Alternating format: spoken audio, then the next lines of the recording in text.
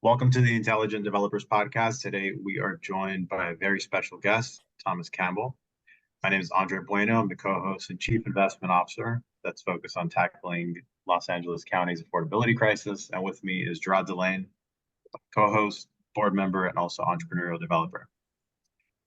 What's really interesting about the work that we all do, it's completely aligned when it comes to looking at impact investing and affordable housing. So before we jump into today's conversation, I'd love to hear from you, Thomas. How did you get started in the business? So I want to find an inflection point between doing good, and finance.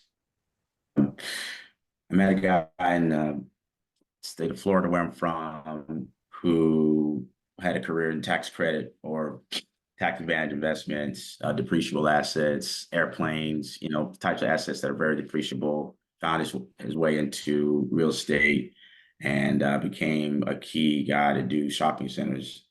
And I learned about him, and what was interesting about what he was doing, he was bringing shopping centers to low-income neighborhoods and really filling a need. And I was captivated by his efforts, because I realized that it took a visionary to bring these projects to lower income communities. But for someone like him, it would have never happened. He'd had to convince the city, give revenue subsidies, convince, importantly, the grocers to come to these neighborhoods, convince the GCs that they would get paid if they did the projects. And he was just the glue to bringing this project to the area. And it was a success. It won the Development of the Year in the state of Florida, Supermarket Plaza in St. Petersburg, Florida. And I was taken by it. So I said, this is what I'm going to do. I left my book of business. I was working at Morgan Stanley, a Wall Street firm at the time. So this is what I want to do. Went back to business school up at Columbia. Said, this is what I'm going to do. I did nothing else but focus on entrepreneurial real estate development for the purpose of doing social impact real estate. Graduated at an interesting time in 2009 when I had opportunities to go work in real estate investment banking. I did summer at a real estate investment bank. I turned the job down to start Thoroughbird, and kind of here I am. I joint venture with a very successful small shop by design. I wanted to see at the table to get started, so that I could learn and be at the table for every meeting, develop relationships, and really understand how things work. Partner with a firm by the name of Genesis Companies, very good friend of mine, still call my big brother, Karim Hudson, who taught me a lot about what it takes, the excellence that it takes in this business. You would think, because I thought, coming from a school like Columbia, that affordable housing would be a piece of cake, and I found that it is. You're competing for the same dirt as everyone else, but there's an extra layer of public subsidy, and it's very much more relationship intensive than even market rate development, in my opinion, and competitive monies to make it all work. So relationships, excellence are just that much more important. And I learned that from him. I had an opportunity to have sweat equity in 4 of his projects. And there was one of his projects that I wanted to, just take and run with on my own. So I traded in the equity that I had in 4 of the other projects. He just gave me this one project that he wasn't very interested in. I started out on that deal, and it was a dog. It was the worst kind of deal. You wouldn't want it. It had it's an absolute dog. It had, because the most important part of the deal, site control, was extremely hairy, and I didn't understand the importance of site control. All I knew is that I was young, talented, I can overcome anything, I could do it. I was on fire. I was going to figure it out. He said, "Look, I'm telling you, you don't want this deal." I said, "Look, I'm going to take it. It's going to work for me." And happens to have been a deal with a church, but not just a church. It was a non-denomination. It was a non-congregational church, meaning it had a body over it, like a diocese, and there are certain churches like that, Catholic, Episcopalian, Right. Zion, so there's extra layer of agency, and the churches don't typically understand their bylaws. They don't understand that they need the permission of this diocese, particularly if they don't have a close relationship with that diocese. So we wound up spending a lot of time and money on a deal that just didn't happen. At the end of the day, the diocese woke up, found out what was going on, unbeknownst to me. Um, didn't have a lot of respect for that church. Came to me, said, "Look, Thomas, you seem like a really nice guy, but your deal's not happening." So we wound up, um, being in an interesting place. But along the way, I had done a friends and family round, and I had didn't have any money when I came out of business school. Learned that the suite of documents to raise capital was $20,000, which I didn't have. Went to Legal Aid Society to try to get them to help me with getting these documents for free, and they were very nice. I met with them up in Harlem. I pitched them. I was on fire, best suit. Pitched them. It's what I want to do. They were like, "Wow, you look impressive, great, but you don't exactly do that." But the director of that office took me into another room and said, "We can't help you to form your documents, but here's a guy you have to meet." And they made the introduction to my now partner, who's a very wealthy, best guys I know. And he's a very wealthy guy who really cares about social impact from a very wealthy family out in Seattle, has a fund here. He invests heavily in me and other entities and other deals as well. And he's really become my focal high net worth individual investor. He's really helped us to balance sheet support, capital, and the like. And that's really been my primary source of capital for the deals that we've done. So I say that to say, at that point, we were at a very low point. We had lost a lot of money that we'd invested in this site. We had a contract with this church, but it was worthless because the courts don't view the actual churches as the church. They view the diocese as the church. So the contract that you signed with that church is useless. So there was no need to fight. That was just lost money. We were in a very bad place. So look, we're going to either die here or we're going to keep going. And he said, we're going. So we wound up buying other sites in the same neighborhood and executing on the same strategy, which was a mixed-use, affordable, supportive housing concept, scattered site, 3 12-story buildings, and bond deal, 4% credits with bonds, and we wound up in the deal happened. So I'd say, in a word, started off just being scrappy, knocking on doors, meeting people, treating everyone with respect. One of the guys who I treated with a ton of respect wound up being a very wealthy guy and being someone who has been very helpful to me that way. We've also received, some pre-development capital from the CDFIs of the world. One in particular has been a great CDFI relationship for us called CSH. They used to be called the Corporation for Supportive Housing. They gave me my first capital 10 years ago, and they gave me my latest round of capital a week ago. Been a great partner. So I'll say no matter what type of investor you're dealing with, it's all about the relationship, because there's a lot of types of capital out there, lots of different. It's about who knows you and who knows who you are and that kind of thing. So I'm not sure that hopefully I answered the question a little bit about our story, but that's kind of how I got started. That's fantastic. You bring up a good point, and I've heard a couple of people give a similar story about the origin of their company. Tammy Jones has a similar story. I've heard her tell before. I think this is very informative about finding an investor to help feed your startup, essentially. Yep. Right. Yep. And that it didn't happen because you created an amazing pitch deck. It happened because you were tenacious and you kept going and you didn't quit. That's right. Well, it's interesting that people learn more about you when they see you go through challenges than when things are going well. People understand, hey, are you honest? Do you keep secrets, or are you upfront about what's going on? Do you quit?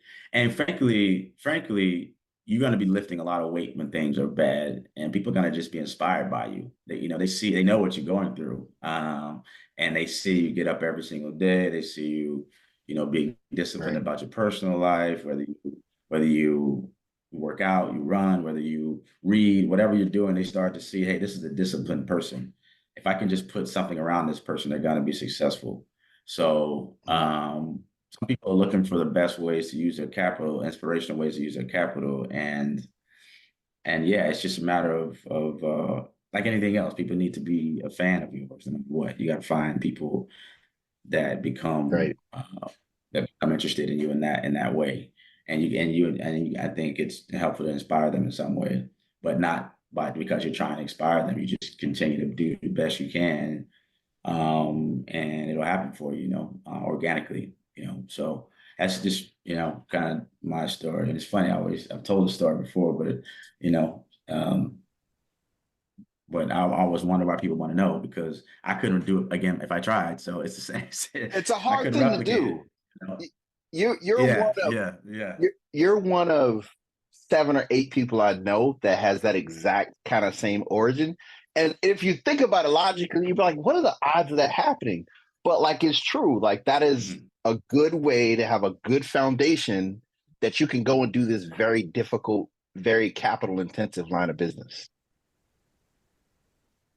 I'm glad you said capital intensive. It really is, and part of it. And I'm glad I didn't know how capital intensive it was and how long it'd take. I'd have never done it, because I'm very grateful that I wouldn't rather be doing anything else than what I'm doing right now. But yeah, it is. I can't imagine a more capital intensive business where capital kind of goes in the other direction for a very long time before you see any, especially in affordable housing. Think about our our operating agreements. I mean, we don't get developer fee during construction, like market rate deals. We have to wait until we convert. So there's a lot of, you got to really, you got to have, you got to really got to have stomach for this, man. And then you have to prepare yourself for it. I think there's definitely gold at the other end. You got to do something you're proud of, get paid a little fee and have something you can watch, rinse, and repeat after a while once you get going. But to get started, man, I've seen a lot of folks not make it too. So it's very tough. A bunch, a Yeah. bunch. Can you talk a little bit Yeah. about, Yeah. yes, if you're doing a market rate apartment building, you get, your typical type of investors to invest in it. On the affordable side, you mentioned CSH is one example. There's a lot of nonprofit slash CDFI slash mission-based capital.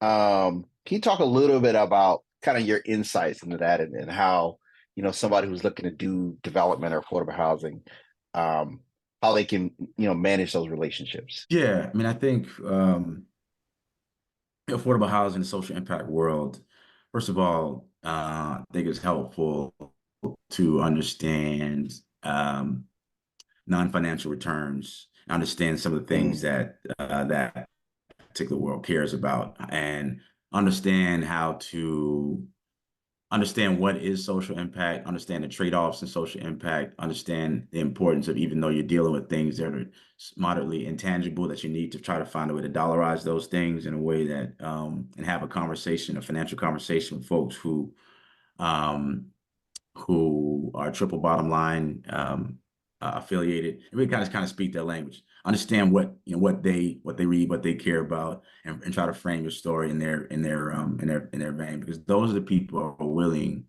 to take there should be the folks who are willing to take a risk on you that others would not, for the purpose of obtaining a social impact return.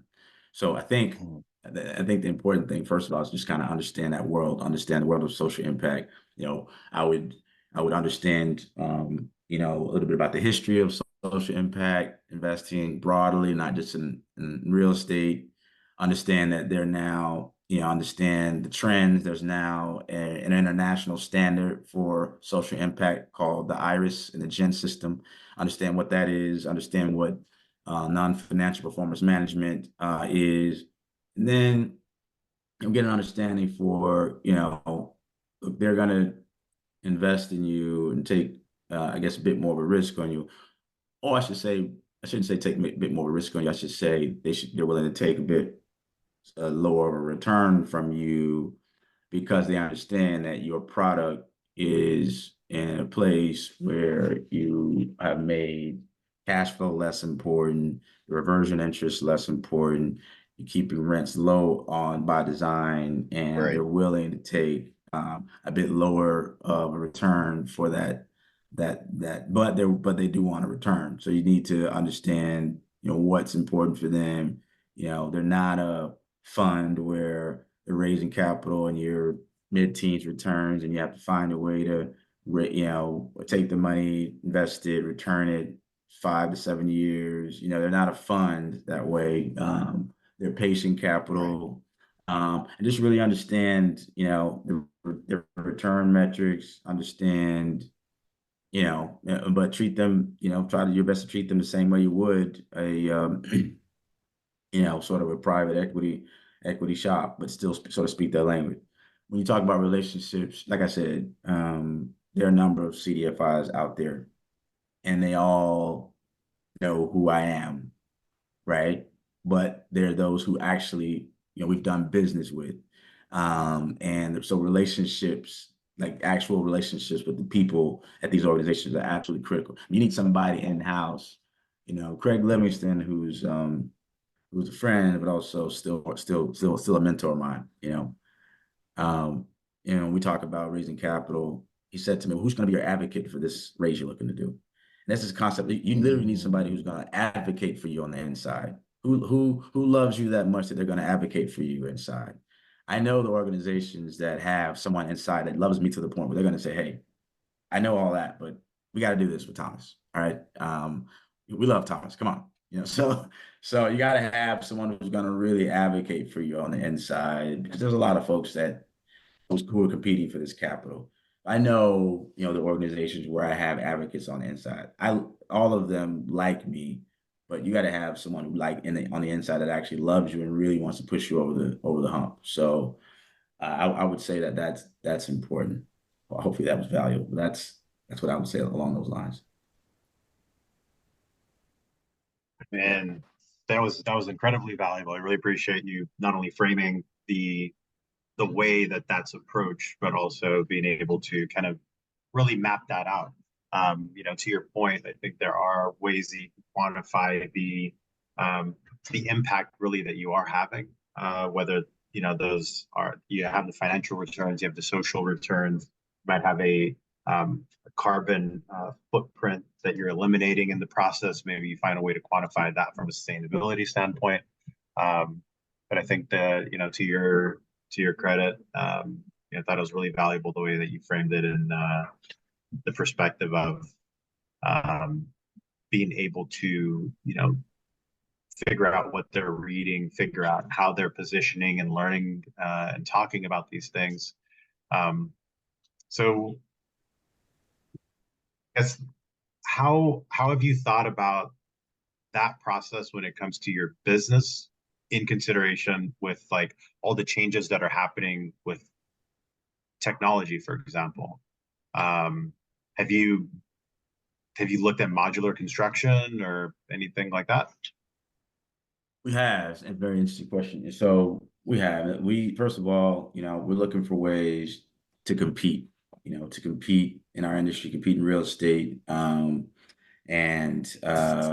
we are. One of our next projects actually is going to be a modular execution. We're excited about it. I mean, real estate, particularly construction, is a very expensive experiment, right? It's you would think that technology like modular would be a bit more prolific at this point, particularly in a country like America where we have so much capital. The issue is because we're, I think, a company that is a country that is, first world country as well. We really haven't had the incentive as a nation to experiment as much in construction because we really haven't needed to compete. We, as emerging developers, I see myself as same as a foreign country who are trying to find ways to compete. And we were, while trying to manage my risk, I'm willing to learn about technology that will help me in the long run to compete, and to essentially master delivery method that could put me sort of on another level. So modular construction is it's an exciting delivery method because essentially you have the ability to build your foundation and your superstructure at the same time. Instead of waiting for your superstructure, your foundation that you built, you build your superstructure at the same time in a controlled environment where you have limited access to the elements. The wind. If you're going to do block and plank, you need to get a crane, and if the wind is blowing more than, what is it, 25 miles an hour, you have to send the crane home. So you have issues with logistics, and so you don't have the weather or that kind of thing. You have a controlled environment to build the entire superstructure, and it can happen at the exact same time as foundation. Your superstructure stacked quickly, make your mechanical, electrical, and plumbing connections, put a roof on, put your skin on the building, and you have yourself a nice new shiny building, and probably about 30% less time with when you're saving in time, you're saving in what? Number one cost, labor cost. So particularly in deals that are prevailing wage, if you are paying prevailing wage or elevated levels of labor, you're going to save tremendously by labor costs. You don't need a hoist throughout the construction because they're stacked, so you don't have to have a hoist going up and down the building. You save on those types of costs.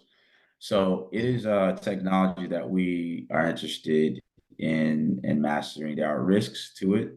I mean, it's a leveraged approach to construction because the goal, the way that you receive synergies or efficiencies is by producing the same box over and over and over and over again. Instead of creating unique boxes, you design something where that box can be replicated over and over again. If there are mistakes in the design of those boxes, you literally made this mistake all over your building. So now, Also true.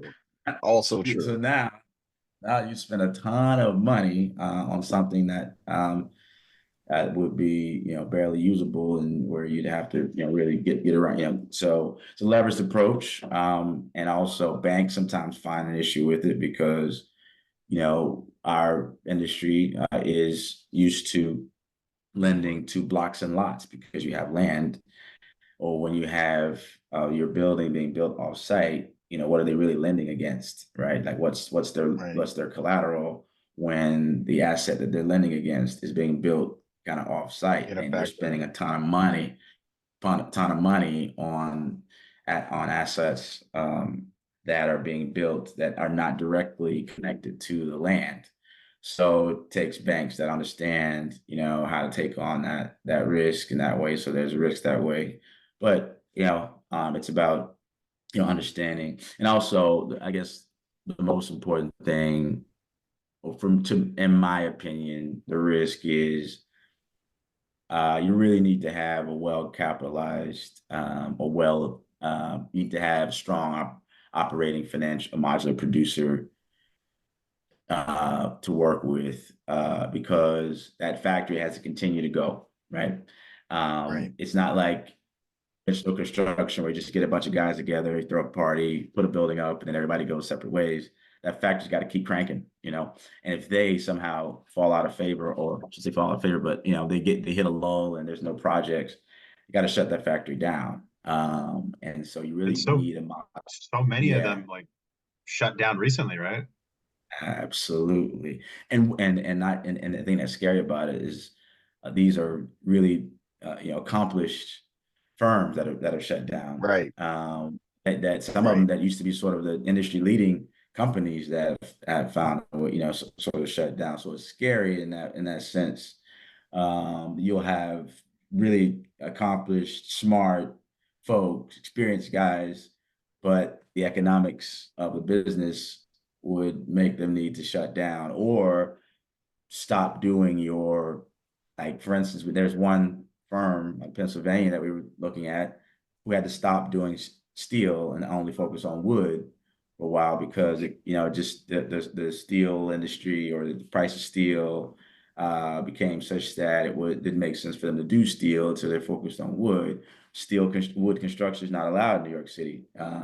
So, now the guy you're dealing with all of a sudden doesn't do what you need to do. It didn't shut down. So you really have to Right. it takes, that piece of it. But no, we're excited about, lining up, figuring out. We're dealing with a producer that is not right now. It's not from the United States, an international producer. Like I said earlier, internationally have a better Mhm.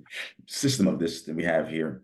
And our way around the going concern issue is that this modular producer is primarily a steel manufacturer. So they do steel manufacturing and modular. So if the modular business is slowing down, they still have other reasons to keep that factory open. So they're a very well capitalized operation. So that's part of how we're doing that. Go from there. But no, it's just an exciting Awesome. delivery method, and we're excited to be one of the few affordable housing developers to do it. Certainly, potentially one of the few African American developers to do it, and we're excited about that piece of it. Love it. I love it. This has Yeah. been really informative. Your experiences are going to give listeners a deeper understanding on how to set up shop, raise capital, a little bit how to manage risk, a little bit how to manage relationships. I believe you might be our first Florida guest, which is interesting. I got to work on that. We need more Florida guests. So, if Well, you had to talk to young 21-year-old Thomas out of Central Florida, um, who wants to be a real estate developer on a big scale, what advice would you give him today? get help, get mentorship. Don't be afraid of where you're starting from. Don't go into a shell, and don't be ashamed of your position. Talk to as many people as you can about what you want to do. Be committed to what you want to do, and plant your feet in the ground and yell from the tallest mountain to anyone that'll listen about what you want to do, and get help. Don't waste time scratching your head when the people who come before you have done it well, and are willing to give you advice. That's the biggest thing. I lost, I don't know, 10 years probably by just not getting enough quality, mentorship. Um, yeah. So yeah, help in terms of just mentorship. It just, Mhm. and I've gone to two really good schools, undergrad and graduate school. There's just certain things you cannot learn. You just have to learn it on the street, and people who've Mhm. learned it on the street can help you get over some of these issues, relationships, deal structures, Mhm. partnership structures, um, how to vet. I mean, the thing is, the thing that is scariest about entrepreneurship, in my opinion, is that you can work hard and you can look at things as clearly as you can, but if you don't have a trained eye, it looks different. It's just different than the way you see it. It's just complete. It Mm. can be the thing you're looking at is completely the opposite of what you think it is. You may be hiring a general contractor that you think is friendly and will teach you and will, and it's gonna be the right situation because they're the nice guys. They're gonna talk to you. They'll talk to you intellectually. You may want to stray away from that GC that says, "Oh, look, this is how we do it. I'm going to start and I'm going to finish, and you're going to do my way or the highway." You don't like that guy. You like the friendly guy, and then you wind up. Then that friendly guy turns into, Dr. Jekyll, Mr. Hyde, and all of a sudden they are dishonest and all these other things, and you wish to God you had just gone to the guy who knew exactly what he wanted, exactly how he wanted to do it, and you dealt with that ego, and you say, "Hey, yeah, but this guy knows how to perform as a third party service oriented general contractor." You get that. If I'd have sat down with a mentor, I'd have been able to make the right decision there. But I made my own decision, and I made a mistake. I would say mentorship, because things just are not the way you think that they are with an untrained eye. Even if you're trying your best, they're just not what you think they are sometimes. So and it takes a mentor to tell you that, who's seen it before, right? That's what I would say. So I posted the other day on LinkedIn. I said I appreciate young Jedi. I was once a young Jedi. Yeah. That like when you're young, you're like, I got it. I know what I'm That's doing. right. And then when you get Right. older, you're like, I really didn't know what I was Didn't know doing. what I was doing. Exactly. I thought I had it. I Exactly. didn't have it. I really didn't have it. I really didn't have it. I I really didn't have it. like I should not have run into that fight. I shouldn't have did it. Shouldn't have did it. Shouldn't have did it. That's exactly right. So getting a mentor will give you some advice, and I think that's incredible. So Thomas, thank you, man. We really appreciate you coming out today. You know, we can't thank you enough. Honored to be on. I appreciate you taking time. Hopefully that was valuable, and wish you guys congratulations on the run. You guys have had a successful run, and I'm looking forward to seeing and hearing many more podcasts. So thanks so much. Wonderful. Thank you. Be well, guys. All right. Cheers. Bye-bye. Bye-bye. Take care.